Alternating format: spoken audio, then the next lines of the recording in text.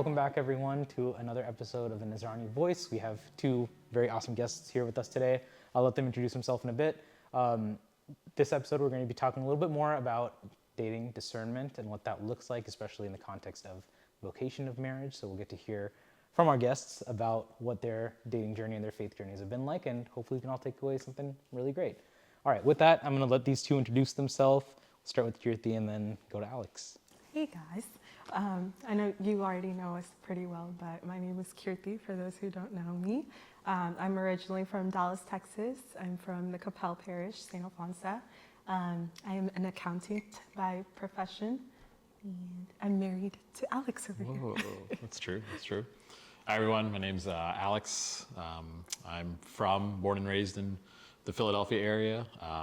Been here my entire life. I work in a pharmaceutical company, working in vaccine production specifically, vaccine manufacturing, as an engineer. And yeah, I'm happily 13 weeks married to Keerthy today. Nice, there we go. I like that you have it down to the week. I think We just thought about it. I just thought about it. Okay, thank goodness. Yeah. Okay, I was gonna be like, if you feel like a tracker, just like check it off. No, but he did make the comment of to 13 more weeks, and I was like, that's Wow, it. that's, I guess That was that's a joke. not even years or decades. You could have gone over the top. Okay, cool, that's awesome. So Dallas and Philadelphia, I'm gonna ask you a question, slightly controversial because Alex is right there. Which one do you like better? And if you don't want to answer that, what's your favorite thing about Texas and what's your favorite thing about Pennsylvania? Yeah, I can definitely answer that. I will say I like Dallas better. Just kidding. Of course. I would say I like them both. Obviously, Dallas has a special place in my heart. I wasn't born in Texas. I come from, I was born in India. We were in Saudi, then Michigan, then Texas. But I grew up there for a large part of my life since I think like fourth grade. So my roots lie heavily in Texas, I would say. And so I am a Texas girl at heart and will always be, I think so. And my family is all still back there. So obviously that is, I would say, my favorite part about Texas. The people there, and then as far as Philly goes, I think my favorite thing so far, especially coming from Texas, we don't get fall colors over there. So I would say that has been a really good thing to experience very shortly after our marriage and has helped me grow to love this place. And obviously all the family here from Alex's end as well. People from both places are Fall great. colors is like a game changer. Exactly. Coming from like the western region of the US, like Yeah. it's absolutely incredible. Yeah. And yeah, we're in like peak fall season. right Exactly. now. I find Like, myself like driving and I'm like, okay, this is the vibe. It's nice. Yeah. Yeah. Alex, I won't ask you which one because I know you're like a die-hard Pennsylvania Philly guy. It's true. You're It's true. wearing what is like kind of close to Eagles colors, a Close little to bit, Eagles green. a little bit yes, lighter. A little bit. What's been your favorite thing about growing up in Pennsylvania and Philadelphia though? And do you have anything that you particularly love about Texas though? Oh no, I'll share about both. Don't worry. Well, yeah. I mean, I'm biased. I'm born and raised here. I lived here my entire life. I've only ever been a Philadelphian. I just love the city. Like, you're not New York. You're not the big shots in New York. You're not DC. You don't have all the political stuff. All the eyes like that on DC. So like being from Philly, like it's a very like I don't know, like a blue collar kind of place. Like a very like, there's a very unique culture here in Philadelphia, and like it goes from the people to just like how we talk, how you walk, like the food, right? Obviously, cheesesteaks, but Philly has so much great food. It's a world-class city in terms of food. And then there's so much to do in Philly. Like, there's so many museums. There's so many different places to see. We have one of the most beautiful cathedrals in the country at the Cathedral Basilica of St. Peter and Paul. And so, there's just so many great things in Philly. Not to mention the home of the Super Bowl champion Philadelphia Eagles. So, And then Texas. And in Texas, I love the weather actually in Texas, just Wow. because it is like, it can obviously get cold here and it can get snowy here and things like that. And so I can appreciate, since I'm used to like having all the seasons and the weather changing all the time, so I can appreciate Texas being a steady 70 degrees all year long, at least. Pretty consistently. Yeah. So For the most part. for the most part. Every now and then it gets pretty stormy, but like honestly, I think that's what I like most about Texas. It's never like I'm never super shocked by weather, at least every time I'm there. Yeah. So yeah, married for 13 weeks. How's it feeling? Great. It's been great. It's Okay. it's been a blessing, man. You know, Yeah. it's and I'm sure we'll get into this as we Yeah. throughout the podcast, but like we've been long distance, like our entire relationship, like from the moment we started dating, and so to actually like be together, like living in the same place, living under the same roof, like actually seeing each other every single day is like Yeah, it's exactly what we wanted. good. I feel like it took us a bit to settle into normal life because after our wedding, we had like 3 other weddings to go to. So it took a bit to like really feel like, oh yeah, Yeah. we're married and living like a Like normal. settling down in that sense. Yeah, and I would say one of the biggest things we were looking forward to when we got married was like the everyday and the, you know, just waking up and going to work and Yeah. coming back home and spending time together. So I feel like now we're finally in the groove of getting to experience those things. So it's been a really good journey. So, I think at your wedding you said the same thing, and that was the part that probably got me most emotional of the whole speech. I'm like, I've seen these two people just like constantly have to travel or like take a That's flight true. just to hang out, and now you get to do true. that every day. So that's awesome. So I wanted to ask, because again, this is going to get into kind of the meat of the conversation, which is about dating and discernment. I imagine the first time that you guys met was on our first introductory call as national team. Do you remember that call by any chance, or anything from that call? I don't. I remember, I wouldn't say the like first call, but I definitely remember there was like probably a couple weeks of like online calls before we actually all Yeah, met in yeah. Houston for orientation. Yep. So I just remember that Obama book that was sitting behind him on these Zoom Yep, calls. And yep. I was just like, okay, interesting guy. And then I thought Alex was like this super serious, like, Okay, so it wasn't just me. yeah, Okay, no, I thank was goodness. actually Okay. low-key afraid of him. Just for context, I have a picture book of Barack Obama in our office room. Does that add context at all? Like in any Probably way? not. Takes off. But That listen, he was president for most of my life. Okay. So, That's fair. That's fair. We'll feature it. We'll put up a little screenshot or something. Maybe we should do that. Here's a picture right here. Yeah, but I remember same exact thing. Just like meeting everyone in person was really a great time. That was in Houston, for us, Houston, right? yep. What were your guys' takeaway from that weekend? Do you guys remember when you first met each other? Alex started laughing, so I'm gonna have him answer first. What was that? What was that like? So I thought Keerthy was very pretty. But then when as you're like sort of in the group setting and things like that, you obviously learn about each other a little bit here and there. And so I came to learn that she drives a Lexus, which I didn't realize that apparently everyone in Texas drives a Lexus. Like this is a thing. Like this is a commonplace. But like for me, being a blue collar kind of guy, like I've only driven Honda my entire life, or Nissan or Toyota. And so when I heard that she drove a Lexus, I did think she was a little like, Say it. Go for it. a little, I don't know if stuck up is the word, or like Just based off the car. just itself. based off her car. the Yeah. car. Ladies, So. is that a red flag? Red flag? If they're in a Lexus, I don't know. that is not at all what I thought you were going to say. Oh, interesting. I'm gonna try to make the conversation more normal. Keerthy, what were your first thoughts? I did have a much nicer perception of him, I would Oh, say. okay. But I'm the kind of person, Yeah. I feel like I am the more, even though I can be extroverted if I needed to be, I am the more like introverted of the two of us.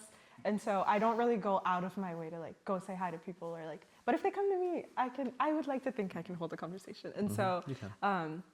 I feel like just naturally when we all like gathered, I was just like sticking with the girlies because I was like, you know, it's like fun to talk. And so I don't think we talked that much at all, No. which is also why he probably just judged me off the card. Yeah. But the only conversation I remember having with him, towards the end of the weekend, we were all having lunch, and he was just like, "Who's the most famous person you've met?" And I was like, "I don't think I've met anyone famous." And it was just so that he could tell me, like he's met Michael B. Jordan. Very. Oh, And right, I I was remember like, this. okay, cool. Very tangentially, I've met Michael B. Jordan. Yeah, but That's not a okay. brag, actually. I don't really know him. Okay. But I was just like, okay, you just asked me this question so you could tell me. You this could story. flex a little bit and brag. Yeah. But yeah, so we had very like bare minimum of conversations, I guess, on the first meeting. So.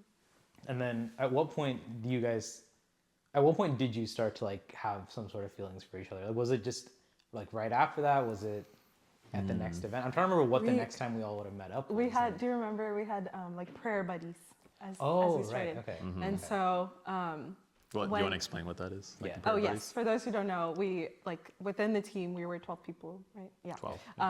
And so we would essentially get paired up, and then like every week or 2 weeks, we would switch our prayer buddy. So when we are paired with somebody, you know, we call them. we call and them Pray. pray together, or Yeah. at least like catch up with each other, how we're doing. as Team far as- bonding. Yeah. Yeah. And so when Alex was my prayer buddy, Mans was ironing his pants or something. That's true. Instead of like, I was expecting Just us like to, Our Father, and then just like I don't know. Like, he don't was know. super casual. I had somewhere to be, I guess. I had to iron my clothes. So, So naturally, there was some like, I feel like there was some flirting happening. yes. you got him Yes. past Alexis, and it was just Yeah. yeah. I guess as long as he doesn't see me in Alexis. Yeah. Yes. And then I would say like over time, it didn't really progress that much, just like on the phone.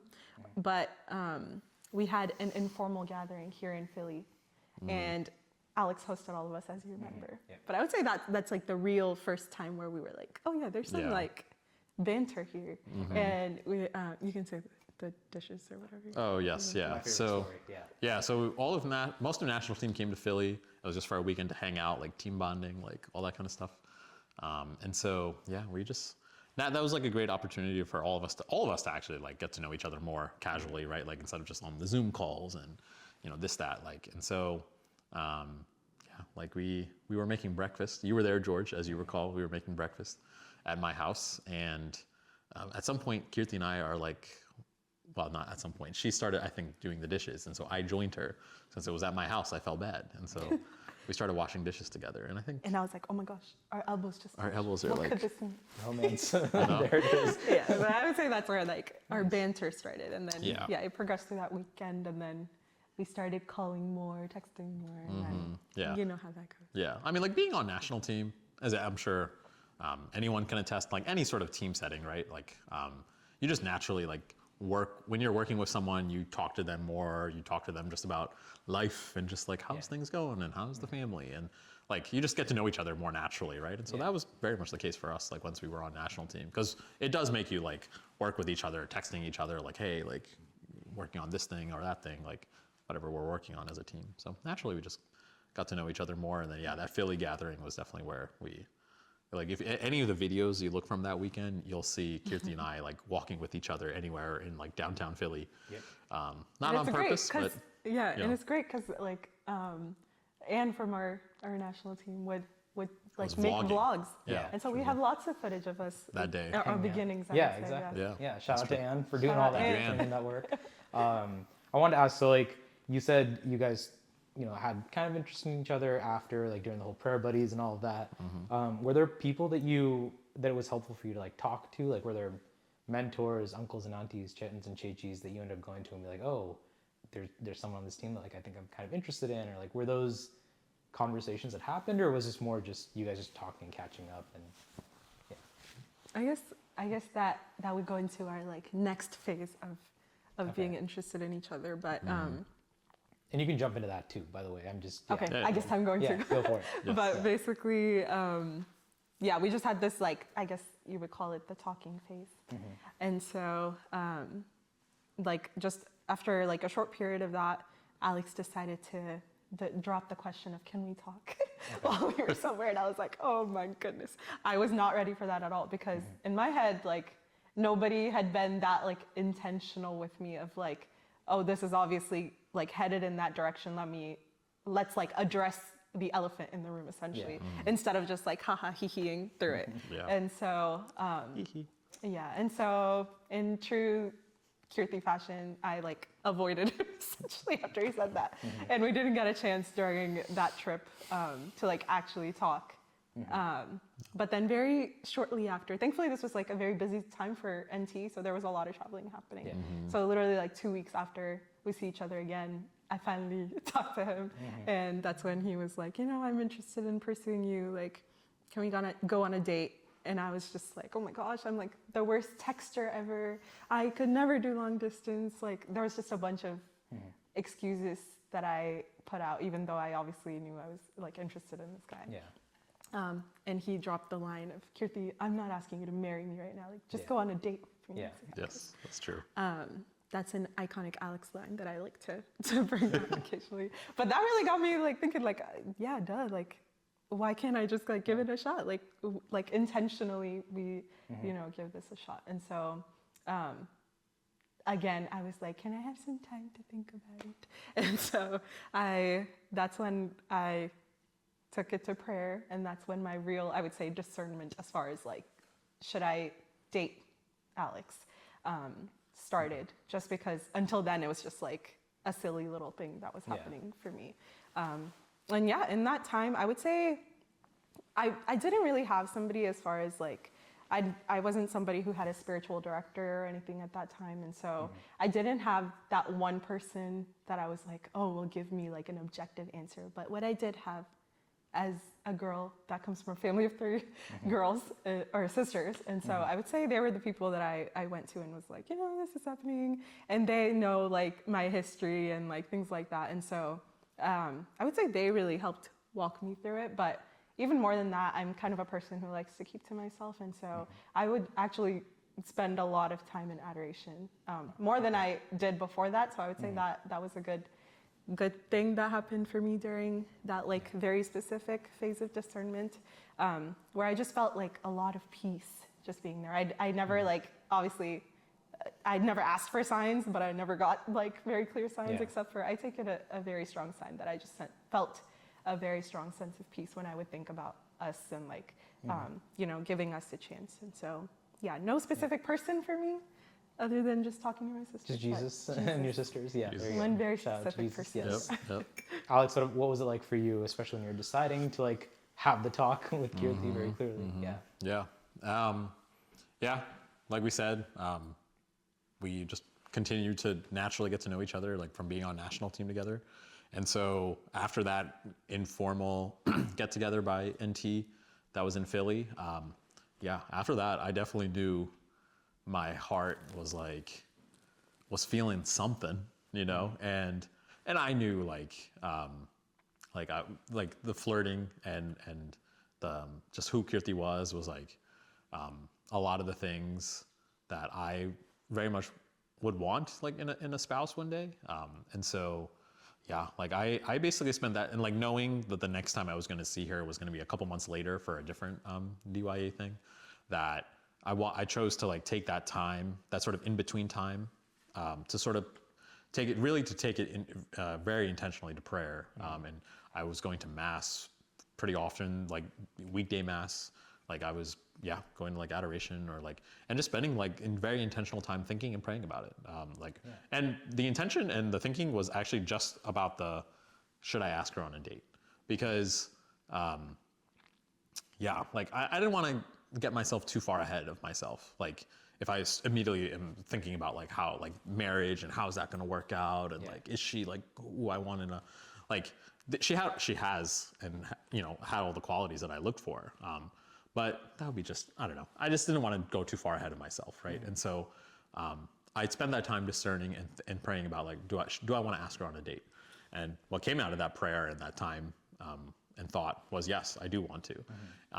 And I felt pretty convicted about it, mostly because I knew I needed to address it, because I didn't want to like just continue to see her and like, I don't know, continue to flirt or like, you know, continue to like, you know, be like that, right? Like I wanted to like actually, in some sense, like in a good way, like I wanted to like move on with my life. Like either it's like, yes, we're gonna like actually pursue this and go on a date, or like the opposite of like, you know, I ask her and she says no, and then, okay, that's like, that's life, right? Like, and then I can move on, right? In that sense. And so I also just knew it would be good for my heart to like, actually like to go one way or the other, right? Like for something to actually happen and not be in this sort of limbo state of like, oh, we like each other, but we're not gonna do anything about it. You know what I mean? So yeah, we at the next DYA event, I got the chance to say, I want to talk to you. And then at the next DYA event is when I actually got to ask her on a date. And it's true. I told her like, I was not looking to marry her. Like I wasn't asking her At to that marry moment. me. At that At moment. that moment. Immediately. In that conversation, but rather, that I just wanted to go on a date. And then, like we luckily had another DYA event just a couple weeks after that, where we were able to go on our first date together. That was in New York. And so, I mean, that's long story short. And here we are married. Long story long. Yeah, story a little long. long. We're going to keep diving in, actually, so it's going to get even longer. Oh. But I just want to jokingly say, it is very providential timing that we were in our busy season of DYA then. Yes. I was gonna say, oh, like, yeah. It was like it back worked to out like, so well for I us, think 'cause, at like, every least once 2 a weeks. month, like we were traveling. Yeah. Well, that was actually, you might, it was like within the span of like 6 weeks, like 3 times we saw each other, something like that. Yeah, it was. I remember those times. It was a lot of back and forth too. It was. Yeah, and I mean to kind of continue on that and also go back to all of us on NT6 together. Like, what was it? You said you would call like at the end of each day. How was it balancing? Because you now have. This sounds really weird to say, but like 2 new sort of parts of your life that you're managing with like this big jump into ministry and leadership, and then this big jump into a relationship as well. What was that like for each of you balancing that dynamic? You can answer first if you want. Yeah, I guess it, again, kind of went hand in hand since we met through this context of ministry. But yeah, we did have to figure out like a cadence of like, oh, we do need to call each other every day. That's what worked best for us, because we're not the type of people to like, text each other continuously throughout the day. Which obviously I know every couple works differently, how they like to communicate and things like that. But yeah, I think Alex quickly learned that I'm not somebody who texts quickly back, even though I text him the best, I would say. That's true. But yeah, so then we knew like we needed, in order to grow our relationship and to do this together, like we need to talk to each other every day. So it quickly just became something that would be part of our schedule. So it wouldn't like fall off. It was something that happened. And so yeah, I feel like there was still time for that. Yeah. I mean, like we were. Entirety of our dating relationship was long distance, right? And so not even just in the like context of us doing ministry or like doing DYA things, like just in the context of like being long distance, right?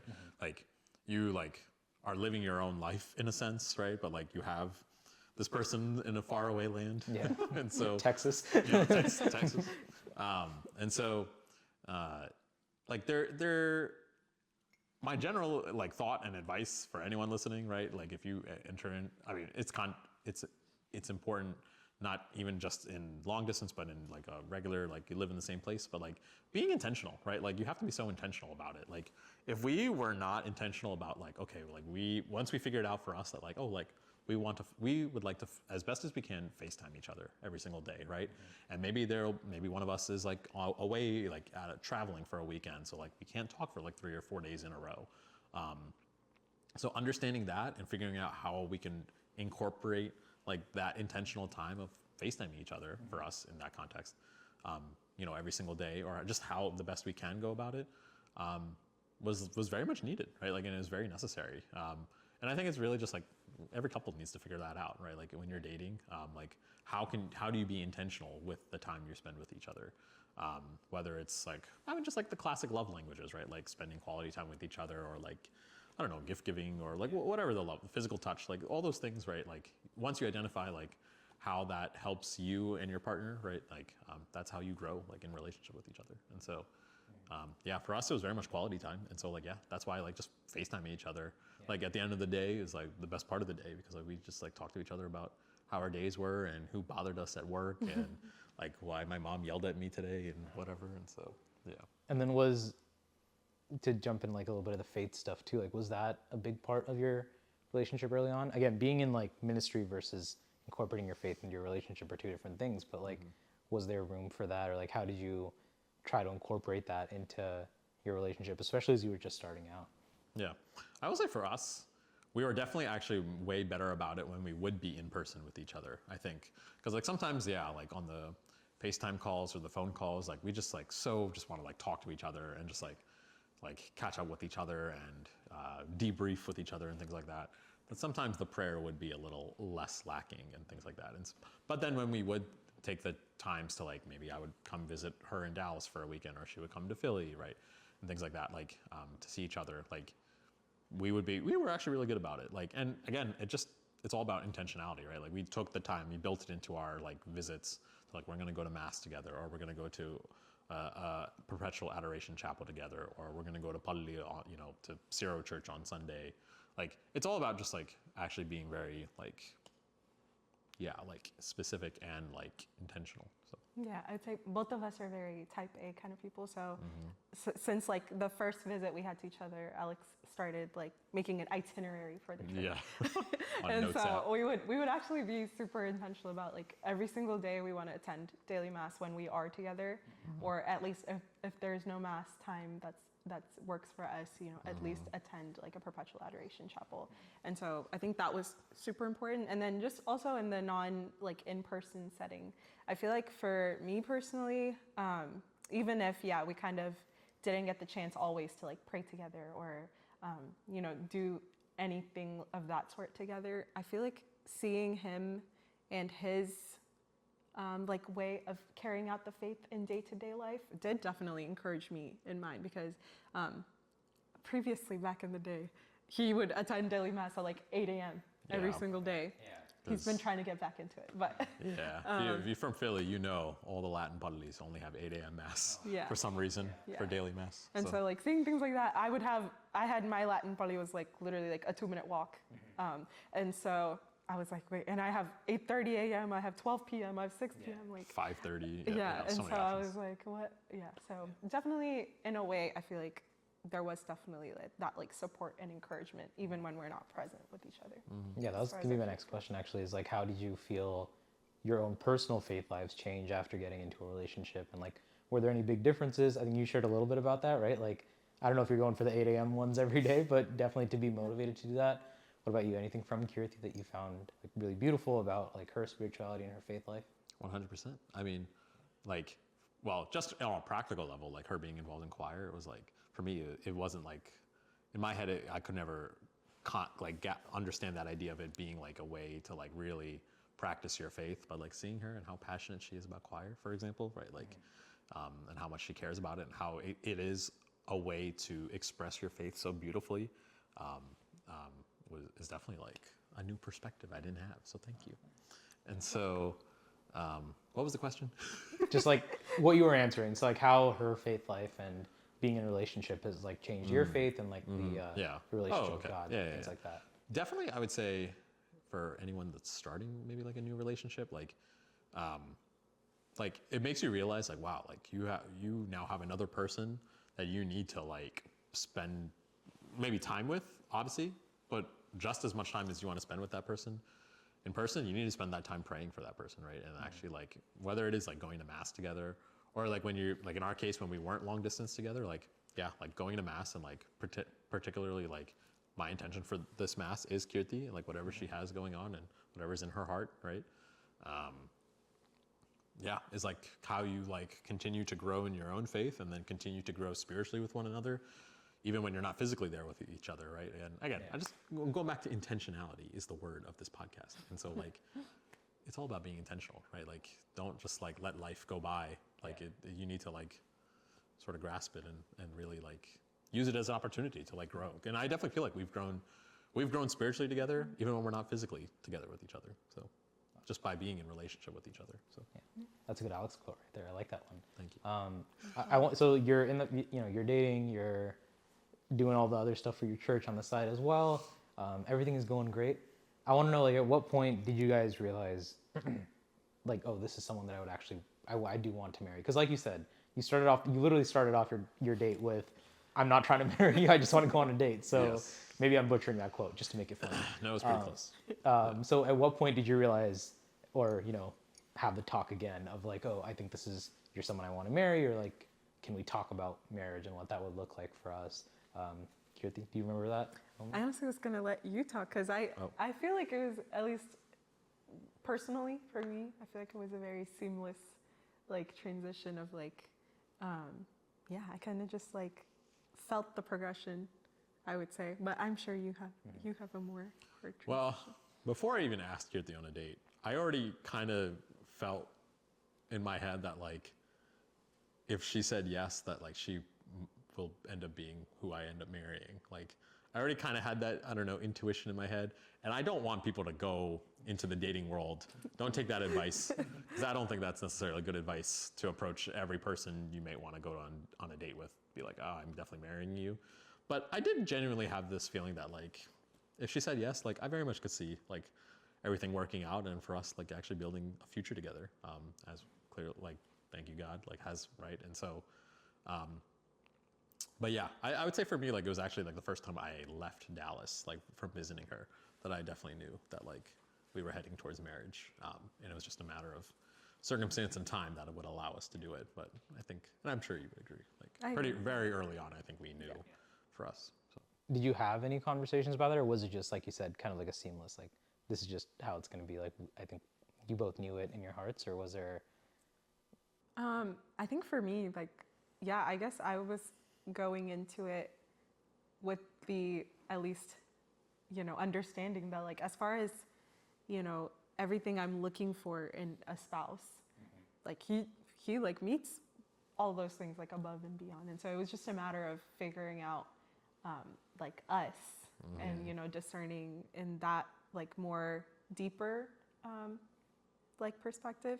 But as far as, for me, there was definitely a conversation, but I can't think of, like, I think we both just understood pretty early on, but then obviously it is still a journey of, like, figuring it out. And so I think probably as we hit like maybe the 1 year mark, or like, I think we probably had, I don't know. Can you remember like a distinct conversation where we first brought it up? No, because I think we did a good job about like, it just sort of, in a good way, naturally just being a part of a continuous conversation. Like, it wasn't just like, oh, we talk about it one time and then we didn't revisit it until after I proposed to her or something like I would that. hope You know, not. like, Yeah, exactly.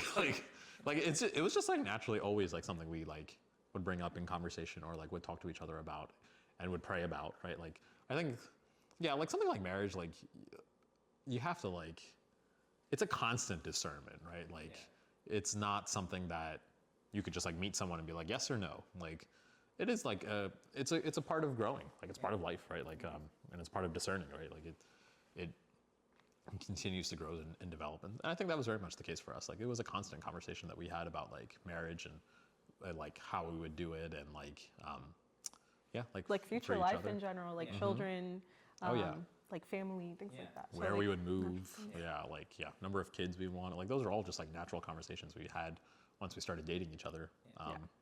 And honestly, like, thanks to God, like a lot of that, because everything essentially lined up. It gave us the space to then really like actually just get to know each other, because we weren't concerned like about something. There was no red flag between each other that it would have held us back, I guess, from really getting to know each other. Yeah.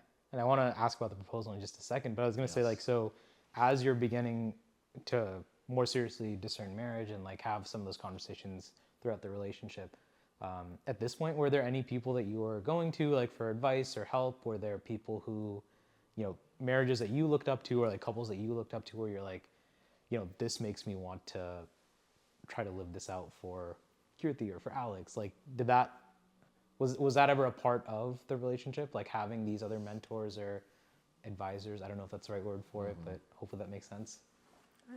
The answer I can think of for that question would probably be my former Focus missionary. Shout out to Jose. But Jose and his wife, Chelsea, like, they met at their Newman Center in college, and we're both Focus missionaries. Jose was a missionary at Drexel, which is how I know him. Was one of my groomsmen, as you recall.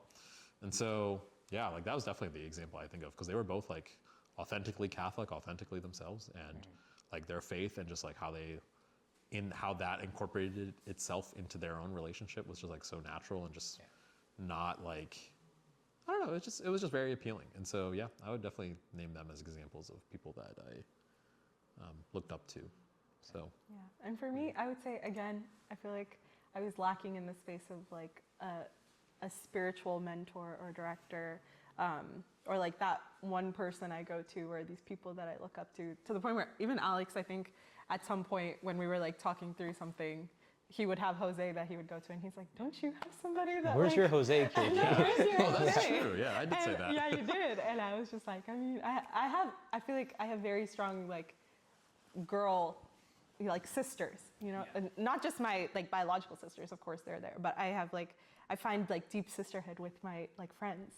And so I feel like even if I don't have people necessarily in the same place that I'm in, I would talk through things, obviously, and so that would be my only source of kind of like talking things through, but I feel like I always went for direction from this one person, which I know I would encourage everybody to get an actual like spiritual director as well, but something I didn't necessarily have. When you were pointing, I was so confused for a second. Not I'm this like, oh, he's right here. Yeah, I didn't think you were pointing You at do me. a I good thought job, too. I thought you were gonna reference someone else, and I'm like, oh, Jesus, that makes the most sense. Yes. Okay, so it's good to hear. Like, I think like what I love most is knowing you both. I know that you both take things to prayer a lot, even if it's not direct mentorship. But like, I know adoration is a really big thing for you both as well. So now I want to get to the proposal. Like, so Alex, what were you thinking in your head? Like, at what point were you like, I'm going to propose? I think like knowing you, I had a little bit of a sense kind of when, but like, what was your thinking? Like, what were you trying to do? Tell us the story of your proposal. Make it as gushy as possible, please. Once all of our parents were sort of aligned and like good for us to like move forward and we were ready, that was essentially what sort of kicked everything off, I think. And so I want to give a special thank you to Joseph George, former Philadelphian, now lives in Texas. Drogoda he honestly came up with the idea for the proposal. Essentially, because we also had a conversation, I definitely remember before, about like where we wanted the proposal to potentially be. And so we both, because our faith matters so much to us, like we both wanted it to be in a church. And so Joe had the idea of their local Roman Catholic church, St. Jude, that they have a really nice chapel, and to propose there. And the whole ruse was that Keerthy, as we talked about in this podcast, like big in choir, and so that there was a wedding happening at St. Jude, and that none of the choir people were available. And so, and Joe actually does work there once in a while, helping with choir stuff. And so it was, I think, a reasonable lie that they needed help. And so there was a fake couple, a fake wedding, and that they needed her to sing. And so that's why she needed to show up Saturday, like looking dressed nicely with her nails done, and like she's about to sing for a wedding. Yep. And she instead sees that I'm there, and instead I propose to her. And that is what happened. Nice. She said yes. Were you surprised? Like, genuinely? There were a couple things that threw it off. That wasn't in his control. But like I saw he has an aunt that lives in Dallas. Yeah. Yes. I hope she doesn't watch because she feels She so will bad. watch. But that's totally fine. But like 2 weeks before it happened, I will say when initially, they mentioned, or Joe mentioned, like, there's this wedding to sing for. I had no idea. I was like, okay, cool. And so, but later, I guess, even before, like his aunt kind of spilled it, I shout out to one of my best friends, Nisha, who I was like talking to her, and I was like, wait a second, like, I've always wanted it in a church. How is like none of the St. Jude choir available for this? And like, so I feel like every girl usually has some kind of intuition, but it was very much like this is definitely a wedding, but like a 10% chance this could be something else. But then, basically, like Alex's aunt saw me 2 weeks before at a Kurban on campus and messaged me later saying, see you in 2 weeks. And that kind of threw things off. But yeah, it was still beautiful nonetheless. And there was still the shock factor of seeing Alex in like on an unplanned trip, where he wasn't supposed to be here. So it was like kind of nice. He didn't send an itinerary or anything. Like, He just had one for himself. I had one in my head. There we go. That's all we needed. But it was still so beautiful, just because I was like, he knows exactly like what we would have wanted collectively as a couple. Like, we've always had Jesus at the center of our relationship. So to have him there in this moment where we're like officially like deciding to get married as like kind of basically the first step. It was also super beautiful. Yeah, there was a really nice moment. I don't know if you remember this, but you told me after one of at some point when we were hanging out, I think as we were leaving, you're like, George, next time you see me, God willing, I will be an engaged man. And I'm like, wow. Yes. Like, I was so happy. It was very dramatic. But that's something he would say, right? Yeah. Okay, I'm not crazy for this one. Okay, so you proposed, and I want to know, like, what was the process of, like, what happens after that? Like, because I think a lot of people don't really know, like, the behind the scenes of what it takes to get married and, like, all the preparation work. So, like, I mean, you don't need to get too technical about it, but definitely, like, what were the first things that you did? Did you guys go into like full, you're both national teams, so event planning is nothing new to you. Did you go into full event planning mode? Were you like the most epic DIY event of our lives? Like what was the thought process immediately after? Well, truth be told, we actually had started planning the wedding before the proposal actually happened. Just because our parents had given us the okay, like we started looking at like venues and that sort of thing, right? And so we didn't necessarily have anything. I think we might have had the date locked in. Yes. And the venue, right? We had started venue hunting. I don't think we had anything finalized. Oh, okay. I can remember. I can't remember.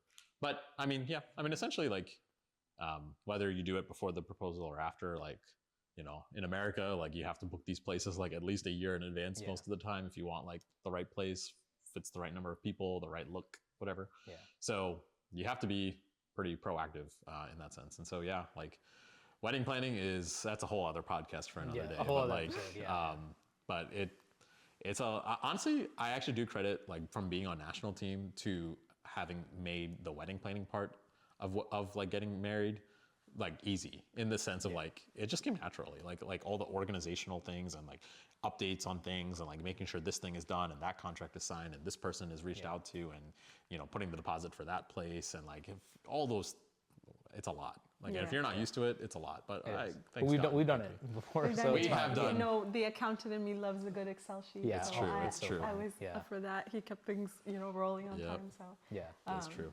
Yeah, but I think you did ask about any other part of like wedding planning as well. So I think something we quickly became aware of was like, we're like letting this like logistical planning take over like our planning because it is necessary here, especially like this long period of logistical event planning for a wedding. But we were like, we need to like prepare for a marriage. We need to marriage plan, not a wedding plan. And so I think that's where we like started. Obviously, we always knew that, but it's like easier to say than act on.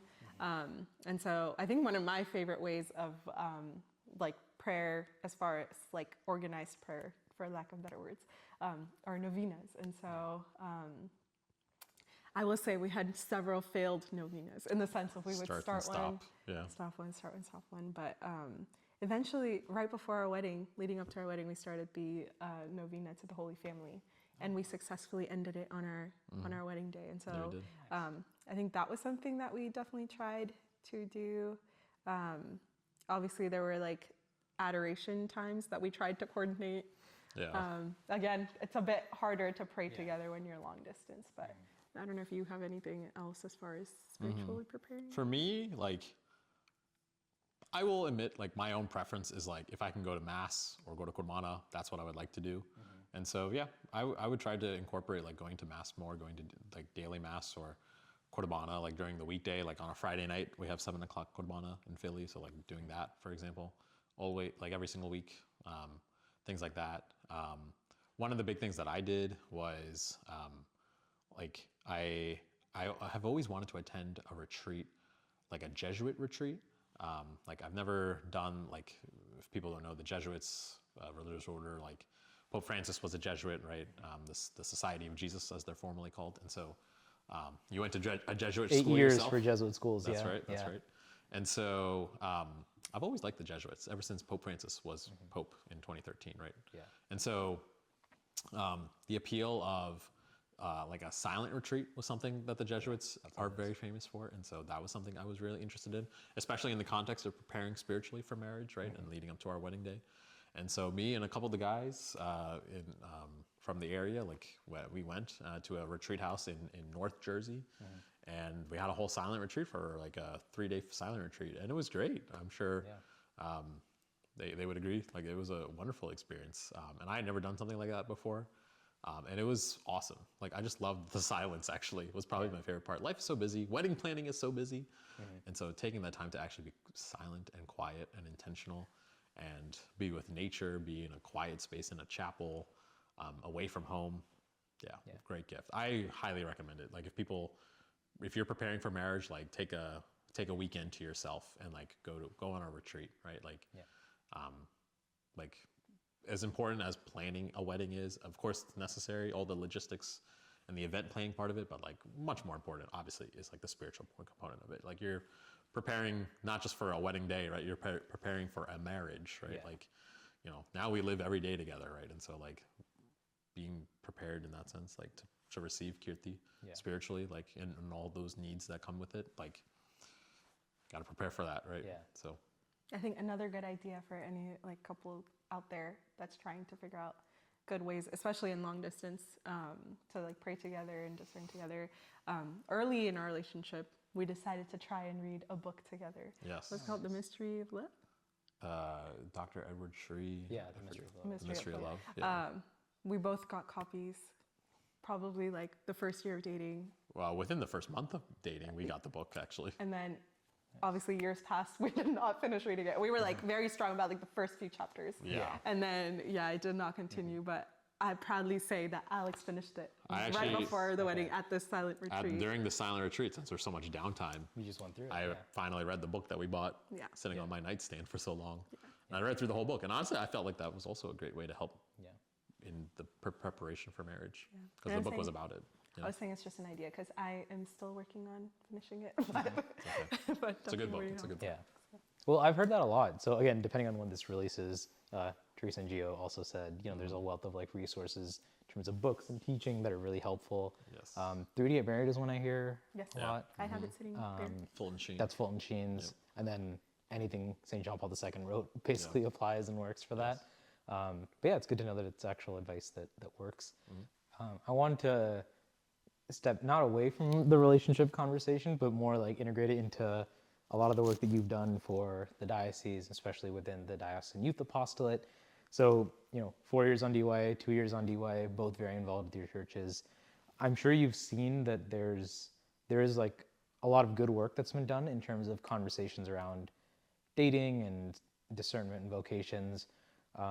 What are some of like the positives that you've seen, like just maybe while you guys were dating, while you guys were on national team together? What are some of like the good things that you've really seen our diocese do well in terms of relationships? And then what are some of the places that we can still grow? I think a big good thing is, again, like these avenues for people to meet outside of their like local space, if that makes sense. Like the more conferences that happen, or even just like the nature of like friend groups, like crossing between different areas and things like that. I feel like just opens up obviously your pool of like people to meet essentially. And so just like branching out in that way, I feel like has been something, especially in recent years, I've been seeing within our diocese. Yeah. Same thing. Yeah. Yeah, I would agree. I would agree with her. I think maybe something that we could definitely do better on, and this is not necessarily something that the diocese needs to do better on, but maybe just us as a community just needs to do is like to just like allow something like dating like to actually be something that we can talk about more, right? Because a lot of people, and I'm sure there are, I mean, we were sort of under the wraps about our relationship for a little bit. There's probably a lot of people watching this podcast who have not made it public or to other people known that they are dating someone. And so like, and we're not gonna get into all that. Like that, it's a whole other conversation about like the nuances of that. But just like in the general sense, like for us to like have it, make it a space that like that dating can be a good thing, right? Like obviously our parents are the generation coming from India, like they are coming from a generation of arranged marriage, right? Like primarily, right? Like that you are being set up for like your parents handle everything for you, right? And obviously that still happens to this day. And by no means is it a bad thing necessarily, right? But obviously as we continue to spend more and more time in the US and like more generations are born and raised here, like we end up following what the culture does here, right? Which is dating and relationships, right? Before marriage. And so, yeah, I think just that allowing that to become just sort of a natural way, like, and it's dating, right? Like when you date someone, like you either get married to them or you stop being in a relationship with them, right? It really only has one of two ends to themselves, right? And so, like, yeah, like the dating is that opportunity, like for you, like when you are of that age to like actually be discerning, like this vocation and like with someone, right? And all those things. And so, yeah, it can be and is a very beautiful thing. So. What do you think that could look like? Like if it was, I'm gonna drill you guys a little bit more on this one because it's like I want to get more into it. Like you said having better conversations. In your head, what would those conversations look like? Or do you know of any examples of those good conversations that you can remember from being on DYA and stuff? I would say honestly, like this is a great example. Just the fact that there's like A podcast. a podcast and the topic, you're Yeah. not hiding the label or anything. It's literally Yeah. like It's on dating. on dating. Yeah. So I think just like even the terminology coming from like a Malayali background, I feel like all of us, or especially like our parents, have this idea of like boyfriend, girlfriend, like that's like illegal. Yeah. Yeah. So I think just like in a very general sense, just like the terms being thrown out there as like this is not a wrong term or like something bad that you're doing. Yeah. You know, as long as it's used in the right way, I feel like. Yeah. Yeah. I mean, not to call anyone out, but I remember, especially for Summit, when we had the whole singles mixer thing, there were a lot of people who were like, young people who were like, why would we do this at a church event? And I'm like, that's the exact place that we should be doing it. Yeah, I agree. Because where else are you going to get like good, hopefully good, fruitful Catholic Yeah. relationships to come out Exactly. of? Have you seen like any examples like of what you think is, I guess, like dating done right, maybe even within the Roman Catholic context? Roman or Latin? I always forget Latin. the correct. Latin. Yeah, That's terms terms. are- Yeah. yeah. Yeah. But like especially within the Latin church that you've seen of like, here's a case where they're doing dating really well, like maybe at Newman centers or Korban on campuses, like things like that, where there's people meeting, Yeah. either in college or as young adults or something like that, like where you said, this is really good. Like this is something that we should bring into our communities. Yeah, I definitely like. I'll give I'll give the preface by saying like obviously comparing the Latin Church to the Syro Malabar Church in some ways comparing like apples to oranges, Yeah. right? Like it's so much more bigger, so much more people, like so much more prominent, I guess, in just like normal Catholic culture, right? Versus like us being very small niche sort of community, right? All geographically, ethnically from one part in India, right? Yeah. So, like comparing the two sometimes is for naught, but that being said, like I do think the Latin Church does do a really good job about like providing spaces for young people, whether it's college kids or young adults, to actually like come together. Like especially like for example, like in the Archdiocese of Philadelphia, right? Like there are so many like young adult communities like throughout like the 5-county area here in Philly. The like something new that just started this year is that they have a Catholic Philly singles like ministry that literally organizes like events for like people who are single and like looking, right, and things like that, and like it's like popping. Yeah. I follow the Instagram page mostly just because I'm curious, you know. I'm just curious, Sure.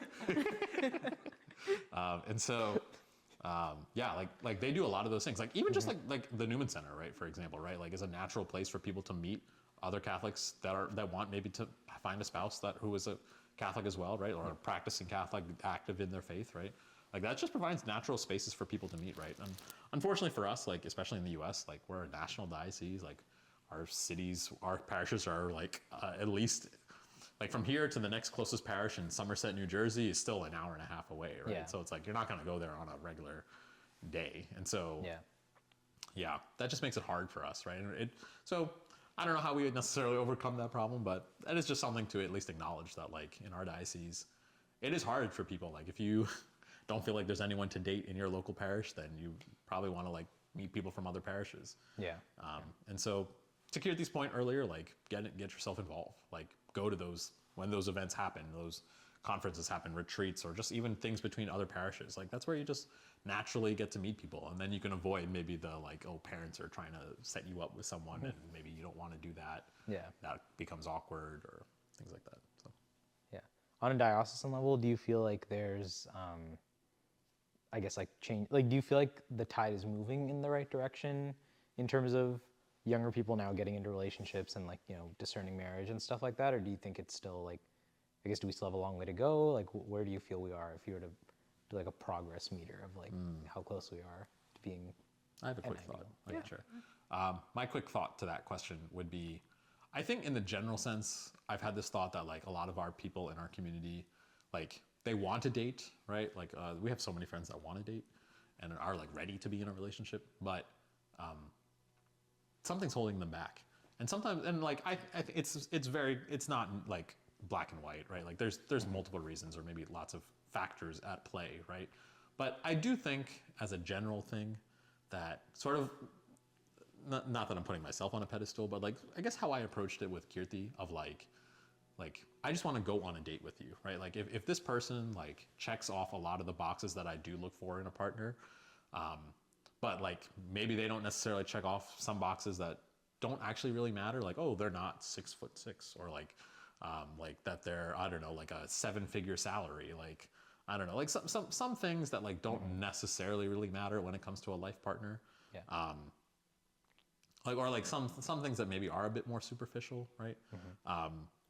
Like instead, like, and this is like, if they do meet the criteria that you are looking for.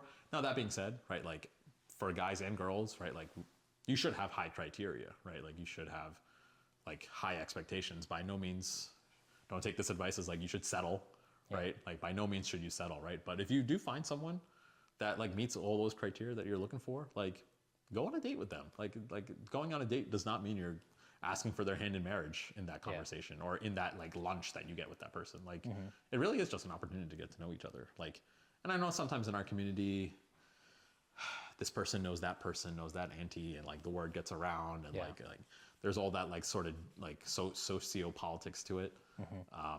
So that is hard to navigate, I will say. But I don't know. I just think as a community, like our young people should just be more like, the threshold necessarily to go on a first date, I think Should be way lower. Just be more open. Should be more open Yeah. and not as restrictive. Yeah. But still having I would- high expectations I would of, sorry. I would agree in the sense that anything I'm having as far as like, I know your question is more like, what can the diocese do? Or like, what do you notice diocesan wide? I feel like there's only so much that can be done as far as like giving avenues for people to meet, right? Yeah. But I think more of the thoughts I'm having is more like centered around people themselves. Like if I had been like limiting to myself in the sense of when Alex asked me out, if I had stopped at thinking I suck at texting, so I'm not gonna date you because I Don't can't live do in long Texas. distance, Yeah. you know, or like we're from 2 different states. Like Yeah. I feel like you have to, one, like again, just be open and just think bigger in the sense of like, think more than just like in this moment now, like this is not gonna work, but like in the grand scheme of things, like this is like the best thing that I've ever said yes to, you know?